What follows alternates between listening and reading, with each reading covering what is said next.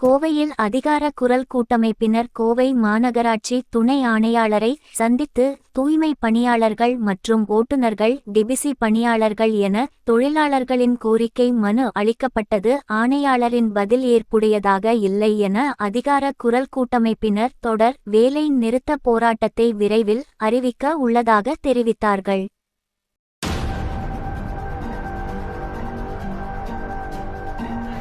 கோவை மாவட்டத்தில் மின்கணியாளர் சார்பாகவும் நாங்கள் சார்ந்திருக்கும் அதிகார கூட்டத்தின் சார்பாகவும் கோவை மாநில நடைபெறும் மாபெரும் முறைகேடான இஎஸ்பி பிடித்தங்கள் செய்யப்பட்டதை இன்று வரை எந்த ஒரு பணியாளர் வங்கிகளுக்கு செலுத்தவில்லை என்பதை